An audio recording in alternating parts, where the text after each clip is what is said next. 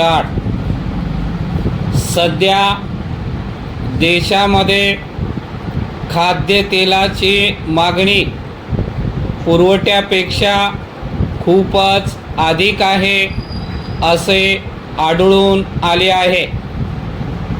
म्हणूनच खाद्यतेल मोठ्या प्रमाणात आयात करावे लागते आणि त्यासाठी सुमारे 1500 कोटी रुपयाचे मौल्यवान विदेशी चलन खर्ची पडते. भारतासारख्या कृषीप्रधान राष्ट्राला ही काही अभिमानाची गोष्ट नाही. शिवाय आपल्यासारख्या विकसनशील देशाला ती परवडणारही नाही. याकरिता देशाने अथक परिश्रम घेऊन तेल बियांच्या उत्पादनात वाढ तसेच गळीत व्यवस्थापनात सुधारणा घडवून आणून देशाला स्वयंपूर्ण केले. परिच्छेद. यापूर्वी परदेशी तज्ज्ञांनी या देशाविषयी दुष्काळाचे व भूकबळीचे भाकीत केले होते. ते आपल्या शेतकऱ्यांनी व शास्त्रज्ञांनी खोटे ठरवले. याकरिता तेल बियाणांची लागवड क्षेत्रात वाढ केली. प्रति हेक्टरी उत्पादनात वाढ होईल असे कृषी तंत्रज्ञान वापरले. आत्तापर्यंत या देशात शेंगदाणा, तीळ, नारळ, सूर्यफूल, सरकी, मोहरी इत्यादीपासून खाद्यतेल काढले जात असे. परंतु त्यांचे प्रति हेक्टरी 270 किलोपेक्षा अधिक तेल मिळू शकत नव्हते. या उलट तेल ताडांच्या लागवडीपासून प्रति हेक्टरी 3 ते 6 टन तेल मिळते. परिच्छेद. तेल ताडांच्या लागवडीसाठी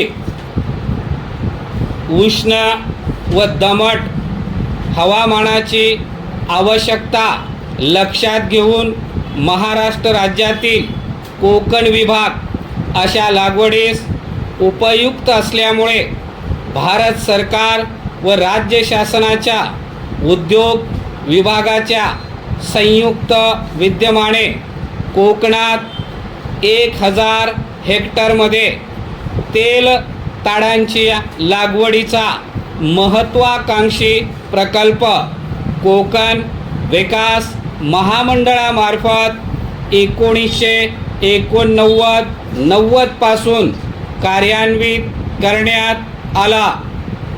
गेली अनेक वर्ष या जमिनी पडीक आहेत.